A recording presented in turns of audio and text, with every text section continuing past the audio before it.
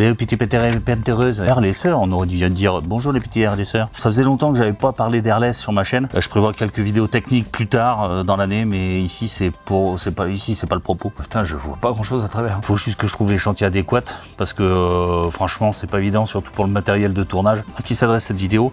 Clairement aux professionnels qui ont jamais fait d'airless et qui veulent investir, mais pas trop pour commencer. Quant aux particuliers, franchement moi, je l'ai déjà dit, le particulier qui va en faire une utilisation exceptionnelle et qui se tourne vers les GSB et leur super marque airless à la con, hein.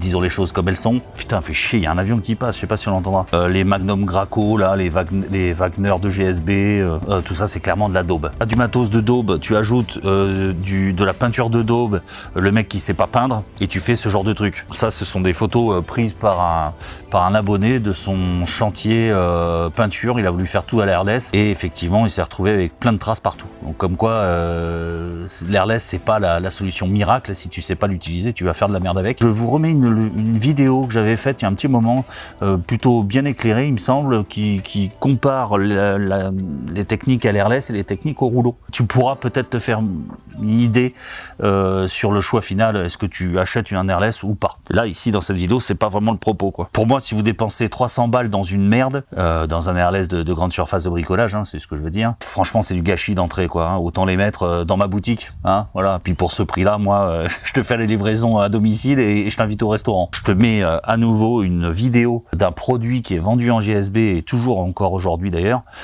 par une célèbre marque allemande Wagner, mais en grande surface de bricolage, hein. Ce produit là tu le trouves pas chez eux en produit pro. Dites-vous aussi que les Graco de GSB, parce qu'ils sont entrés en GSB avec leur Magnum là, c'est du même acabit, hein. Et acabit c'est pas une essence d'arbre. Comme je dis souvent, c'est pas très utile pour un particulier. Et comme j'en ai longuement parlé dans la vidéo de comparaison entre les deux techniques, je reviens pas dessus. Comme je dis souvent, mieux vaut un bon produit qui ne t'appartient pas plutôt qu'une merde que tu as acheté. Donc préférez la location en dernier recours, surtout pour les utilisateurs occasionnels quoi. Mais on reparlera du matériel d'occasion dans la vidéo. Alors première chose à savoir, cette vidéo n'est pas sponsorisée, pas affiliée, je gagne rien. D'ailleurs je mettrai pas les liens des entreprises ou en tout cas des machines dans le descriptif de la vidéo, hein, sauf celui de ma boutique. Ça va de soi. Si tu veux les retrouver, il suffit de taper sur un moteur de recherche leur nom et tu vas retrouver, hein. Tu te débrouilles, on va dire. Moi c'est juste pour te donner des idées et surtout pour t'éclairer sur les différentes machines que tu peux trouver. Elle est dégueulasse ma machine. Donc secondo, c'est pour une question de clarté, pour pas vous embrouiller avec trop de chiffres, vous allez rien comprendre. J'ai sélectionné que 3 modèles. Et de préférence des marques moins connues. Bon, il y en a une qui est un peu plus connue des professionnels, mais les deux autres sont beaucoup moins connues du grand public et également d'ailleurs des professionnels. Comme ça, terminer les pubs gratos là pour les Graco qui ont inondé le fut un temps les internets avec des vidéos sponsorisées et des liens affiliés avec des youtubeurs crevards qui parfois étaient même pas du métier. C'est pas de la jalousie, hein, parce que moi j'ai fait ça avec Airless Discounter, mais moi j'étais pas payé quoi. Il y avait pas de lien affilié. D'ailleurs, il m'avait proposé un système de lien affilié que j'ai toujours refusé. Pour que vous puissiez vous faire votre opinion et que moi je ne vous influence pas dans le choix d'une machine qui coûte quand même un peu plus de 2000 balles quoi. C'est pas un rouleau à 10 euros quoi, tu vois. Après je regrette pas du tout cette période où j'avais fait toutes ces vidéos avec Airless Discounter, hein. Alors avertissement, ces machines-là sont des stations pour produits liquides. Alors me posez pas la question. Est-ce que je peux atomiser de l'enduit avec celle-ci? Non, c'est pas possible. Il existe des machines beaucoup plus puissantes pour atomiser des produits semi-épais, comme les enduits. Et ces machines-là, tu te doutes bien que c'est pas les moins chères. Voilà. Alors si en plus tu cherches quelque chose de pas cher, bon ceux-là, oublie-les d'entrée. Tu fais à l'ancienne avec les couteaux et l'enduit et tu nous fais pas chier. Hein. Alors on va pas parler des produits les plus fluides comme les lasures et les vernis, parce qu'en fait toutes les machines que tu vas voir dans cette vidéo les atomisent très facilement. Non, la grosse différence entre tous les modèles que je vais vous présenter réside surtout dans la capacité de pulvérisation à la minute, parce que le pouvoir d'aspiration est quasiment identique, hein. Enfin surtout les deux premiers modèles, le mien et le premier dont on va parler. Faut regarder à ce moment-là la puissance en watts des machines. Dans cette vidéo, seul le dernier modèle que vous allez voir se distingue un peu des autres grâce à sa puissance. Un pouvoir d'atomisation bien plus violent. Sur le papier, c'est beau, mais dans la réalité, ça veut dire quoi, ce pouvoir d'atomisation?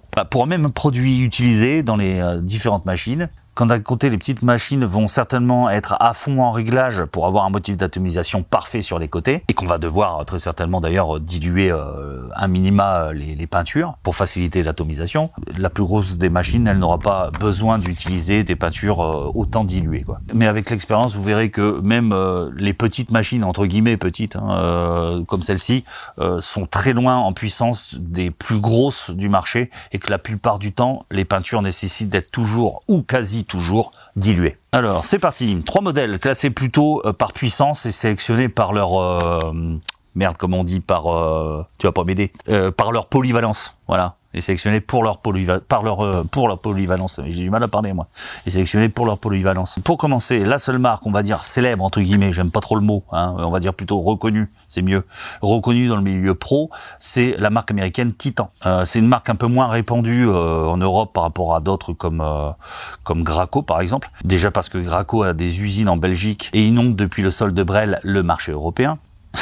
Là je rigole parce que là tu comprends comme tu veux de quel Brel il parle, de notre ami Jacques ou des Belges. Et oh ça va, je peux me permettre, hein. Je m'en bats les couilles. D'autant quand tu vois mon nom, tu sais que j'ai beaucoup d'autodérision. Je disais, pour Graco c'est quand même plus pratique de fabriquer local pour revendre à peu près local, parce que Graco c'est américain aussi à la base, alors qu'au début de l'année 2015 les produits Titan étaient importés par un groupe en Europe, mais certainement fabriqué aux US. Depuis, la donne a changé, puisque Wagner a racheté Titan. Tout le monde se rachète. Et je suppose qu'une grosse partie de leurs machines est fabriquée en Allemagne, comme les machines Wagner, que l'ensemble de l'électronique, comme la plupart du temps, vient de Chine. Voilà, tu sais tout.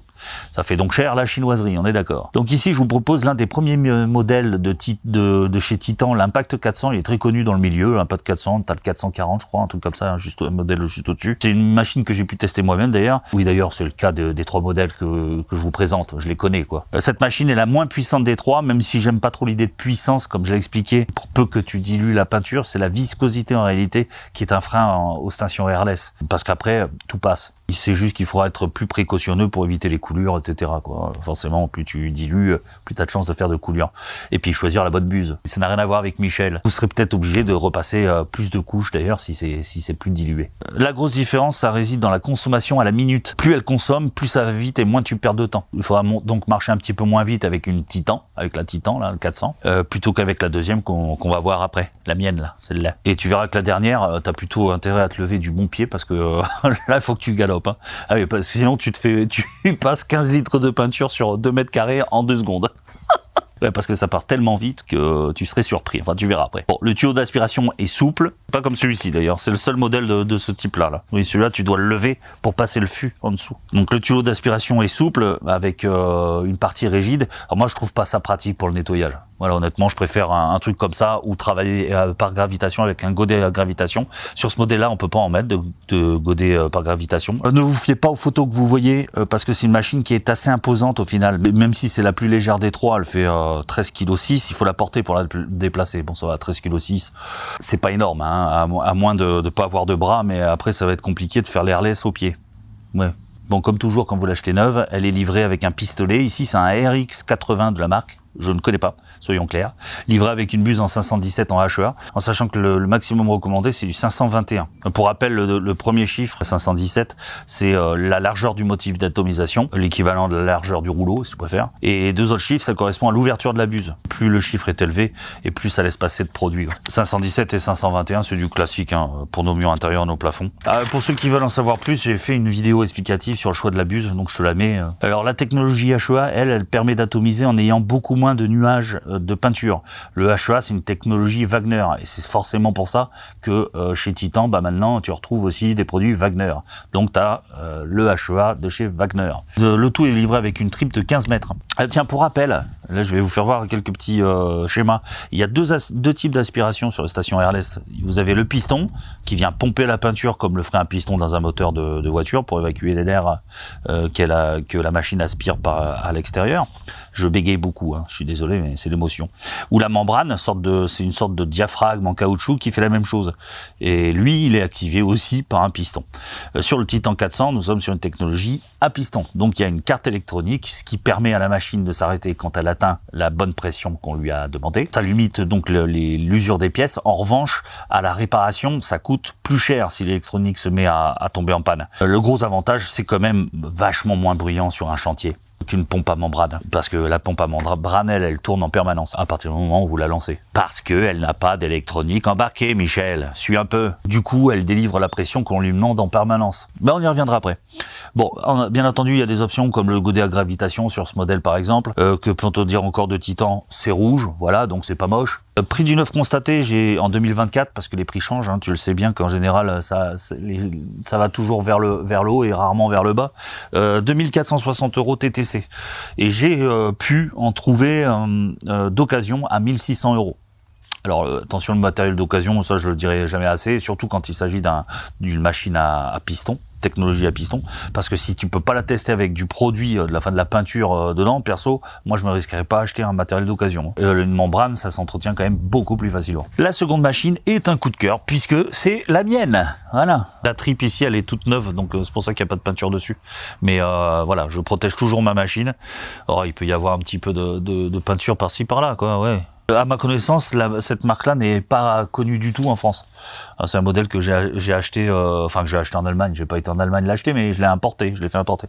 D'ailleurs, la marque est allemande. La marque est allemande. Ça s'appelle donc Monster. Ce modèle-là, c'est la Spray, comment ça s'appelle, la Easy Spray 2.4. Oui, parce que c'est pas marqué sur le corps de la machine. 2.4, ça correspond à son débit maximum. C'est un peu plus d'1 litre à la minute que celle qu'on a vue avant. Donc elle est à 2,4 litres par minute. Vous allez me dire que par rapport à la première, c'est pas grand chose, mais c'est pas là son avantage. C'est dans le moteur que ça se passe en fait. Là, on reste sur une pompe à piston qui s'arrête quand la machine a atteint la pression demandée. Ça fait donc moins de bordel sur vos chantiers. Niveau moteur, on est sur un moteur 2 fois plus puissant que le modèle précédent, même si au final la pression de sortie est à peu près la même. Là, c'est 210 bars maximum. Ce qui est important de comprendre, c'est que sur ce modèle, la machine développera moins de puissance pour sortir la même peinture que la Titan, et le besoin de dilution sera beaucoup moins important également. Du coup, moins de couches de peinture et plus rapide pour peindre. Le moteur plus puissant ainsi que son chariot quand même qui est solide et les roues également alourdissent forcément la machine. Ça fait à peu près 22-25 kilos. Je sais plus exactement le poids. Bon, moi je trouve que pour un ouvrier seul comme moi, c'est le poids idéal, d'autant que c'est sur roue. Parce que là, moi, je pense direct au type de chantier que tu peux avoir au 5e sans ascenseur. Et là, t'es content d'avoir une machine comme ça. Parce que quand c'est des machines à main, t'as des machines à 15 kilos et t'en as beaucoup plus lourdes. Mais il existe d'ailleurs des petites sangles pour les porter. Donc comme je disais, la machine est plus puissante. On passe de 655 watts sur la Titan à celle-ci à 1400 watts. On peut mettre des buses jusqu'à 23. Alors que la Titan était limitée à 21. Bon, j'ai me passé du 25 et ça passe. Hein. Après, voilà, il faut pas jouer trop non plus avec les ouvertures, parce que si la machine n'est pas assez puissante, ça va... La Gaule de PP à 80 balais. Donc c'est livré avec une tripe à la base de 15 mètres, avec un pistolet assez simple, c'est celui-ci d'ailleurs que j'ai pas vraiment utilisé, et une petite rallonge de 50, ça c'est bien. Elle est pas articulée celle-ci, moi j'aime bien quand c'est articulé, ça coûte plus cher, parce que ça coûte 20 balles quoi, 30 balles à tout casser. Après ça c'est des accessoires qui s'achètent. Hein. Bon voilà le prix du neuf, on est sur un produit avoisinant les 2846 € TTC, à ça il faudra rajouter les frais de port d'une vingtaine d'euros, ils se servent pas trop, puisque c'est livrable en France, et à ma connaissance il n'y a pas de modèle d'occasion. J'en ai pas trouvé ni sur leur site ni sur le marché français. Peut-être que du coup il faudrait parler allemand et aller regarder sur le frère du Bon Coin allemand pour voir si il n'existe pas le même modèle d'occasion. Mais je pense pas. Voyons le dernier modèle de cette vidéo, et celui-là vous le connaissez bien si vous avez déjà suivi ma playlist Airless Doc, parce que c'est celle qui était présentée dans toutes les vidéos. C'est la marque Farbmax. Elle est pas connue en France. En Allemagne, je sais pas si elle est plus connue d'ailleurs, parce que c'est vraiment fabriqué pour le groupe Airless Discounter. C'est donc un spécialiste de l'Airless, tu l'as compris, hein, vu le nom. Encore une fois, elle vient aussi d'Allemagne. Vous avez capté que le marché de l'Airless était plutôt de l'autre côté du Rhin que ça se passait. C'est une machine bien plus puissante que les deux autres. Là, on est vraiment sur un modèle différent et finalement moins cher aussi. Pourquoi, Michel? Parce que c'est la seule à avoir la technologie à membrane. Alors voilà, ces machines s'arrêtent jamais, sauf quand vous le débranchez, à moins qu'il y ait un fantôme dans la maison. Du coup, elle est plus facile d'entretien, elle est moins chère en cas de casse aussi, mais elle est plus brillante sur les chantiers. Voilà. Là, sur le moteur du M10, s'il n'a pas changé depuis que je l'ai testé, parce que la station était baptisée M10+, et la mienne c'était la M10 dans les vidéos, eh bien elle est bruyante. Voilà, si Pépé est dans la pièce d'à côté, il fera pas la sieste. Hein.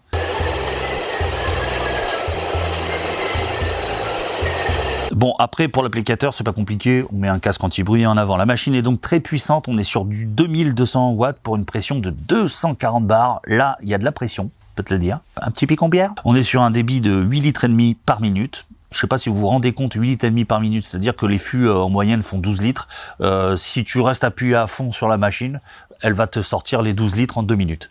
En 2 minutes, t'as plus une goutte de peinture dans le fût. Et le mec qui a jamais fait d'airless, on en reviendra après, il achète cette machine, alors à moins qu'il comprenne d'entrée qu'il court avec la machine, ou qu'il arrive à faire les bons réglages, autrement, laisse tomber, hein, c'est un carnage cette machine. Ça envoie du lourd, je vous l'ai dit. C'est plus de 3 fois le débit de ma machine, de celle-là. Qui d'ailleurs, elle, au demeurant, est un standard hein, au niveau professionnel, pour les chantiers moyens, quoi, pour une maison, de temps en temps, etc. Voilà, c'est vraiment le standard. D'ailleurs, avec un débit pareil, voilà, c'est pas compliqué. On peut monter jusqu'à 541 en taille de buse. C'est énorme. Tout passe. Les produits bicomposants de sol, les produits de façade, tout passe. Sauf Michel, arrête avec les vers de terre. Sauf bien sûr les enduits. Les peintures de sol, les bicomposants et tout, franchement, je m'amuserais pas à les passer avec un airless. J'aurais trop peur que ça sèche trop vite là-dedans et que tout soit bousillé, quoi. Tu vois. Voilà, quand t'as dépensé 2800 balles, t'as pas envie de le niquer avec une peinture de sol, quoi. Il est vendu avec un pistolet de chez Wagner, le Vector Pro, équipé d'une buse en 521, une tripe de 15 mètres et une aspiration souple et à la fois rigide. J'en ai déjà parlé, comme le Titan. Si vous achetez cette machine et que vous le démarrez pour la première fois, vous avez l'impression de démarrer une 2 chevaux. Tellement ça tremble, ça fait du bruit, mais alors c'est un monstre, quoi. Bref. Alors sur cette pompe qui est très bien conçue, l'aspiration se fait par le dessus. Sur celle-là, l'aspiration est par dessous, qui fait qu'au final on peut acheter en plus, parce que c'est une option, un godet par gravitation. C'est un godet qu'on met au-dessus. Je crois qu'il existe plusieurs modèles. Je m'aventurerai pas quand même, mais il me semble qu'il y a du 5 et du 10 litres à vérifier, je me rappelle plus. En vérité, je l'ai utilisé, mais je me rappelle plus. Et c'est super pratique. Alors tu mets de la peinture au fur et à mesure, et par gravitation, ça tombe dans la machine. C'est surtout moins difficile pour tout nettoyer. Là, ici, il faut vraiment nettoyer tout ça, tout démonter, la petite crépine au fond. Là, non, tu as juste un truc à nettoyer, c'est le godet, et faire tourner l'eau dans la machine pour nettoyer à l'intérieur. Et puis en plus, tu vois vraiment visuellement où t'en es, quoi. Tu sais le nombre de rechargements que tu fais, quoi. Alors que dans un fût, si ça part vite, tu sais pas trop ce que tu passes, quoi. Le seul gros défaut, voilà, de cette machine-là, ça va être son poids et son bruit. Hein, si on accepte son bruit.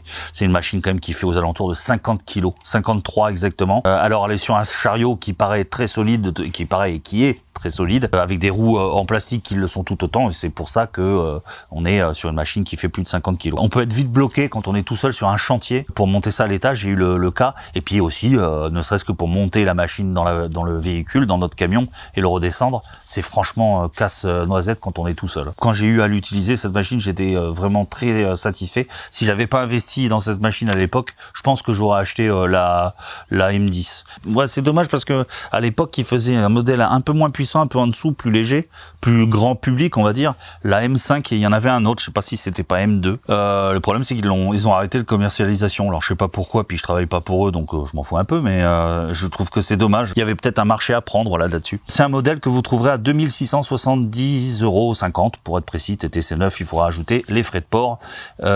Et j'ai pas trouvé le modèle d'occasion. Voilà. Alors, on va faire simple hein, pour t'aider à choisir. Moins tu as l'habitude, plus ça sera simple, ou du moins moins compliqué de prendre une station moins rapide, comme la Titan par exemple. Mais tu seras limité dans les produits à pulvériser. Reste à savoir pour quel type de chantier tu veux investir. Si tu as déjà fait de l'airless, alors pars sur la mienne, la Monster 2.4 là. C'est un bon compromis entre la puissance et la technologie à piston. Et si tu veux faire que des chantiers airless, tu prends direct la M10+. Mais attention toutefois, si tu te retrouves sur des chantiers où il faut taper des marges pour accéder aux pièces à peindre, et que tu es tout seul, t'as pas d'amis, t'as pas de femme, t'as pas d'homme, t'as pas de voisin et t'as pas de chien. Le poids de cette machine va être vite un handicap. Hein. Comme je l'ai dit, ne serait-ce que pour la montée et la descente du camion, c'est une horreur. Voilà, j'ai fait le tour. Si vous avez des questions sur les questions techniques, là vous cherchez sur internet les revendeurs et vous allez leur poser la question directe. Hein. Moi j'ai rien à y gagner, je vois pas pourquoi je travaillerai pour eux gratuitement. J'espère juste que j'ai pu vous éclairer sur les critères de sélection de votre machine, de votre station airless. Il faut quand même investir 2500 €. Et c'est le minimum pour la qualité professionnelle. Ça, en dessous, ça n'existe pas, sauf comme je l'ai dit, certains modèles d'occasion, mais ce sera déjà plus de 1500 balles. Vous voyez, on est loin des machines de GSB à 500 balles là. L'autre qui a le nom du moustachu, même si les Wagner Pro sont quand même d'une très grande qualité, hein, c'est indéniable. Voilà, donc posez-vous les bonnes questions, hein, qu'est-ce que vous voulez. Personnellement, j'ai testé les low cost de GSB pour vous faire plaisir surtout, et pour pouvoir les comparer réellement avec des machines pro comme la mienne. Alors le Michel qui vient te dire... moi j'ai testé la machine de l'ancienne verte là, qui a le nom du super-héros de mon enfance. Oui, parce que si tu aimes te faire baiser à ce point, au point de même pas t'en être rendu compte, bah tu gardes tes commentaires, quoi. C'est pas la peine d'aller pourrir et rabaisser le débat à mes abonnés et mes viewers. Fais une chaîne de produits merdiques en disant que c'est génial. Ouais, c'est bon. Si tu es arrivé jusqu'à ce message, c'est qu'il t'arrive de regarder à fond les vidéos. Ça me fait quelque chose. Jadis, tu étais un simple petit painter. Grâce à mes nombreux tutos, tu es enfin arrivé au sommet de la chaîne alimentaire. Toutefois, tu peux pousser ta curiosité à regarder les 2 vidéos que je te propose là. Et n'oublie pas le petit pouce bleu juste en dessous. C'est si mignon. Tu es mon seul espoir.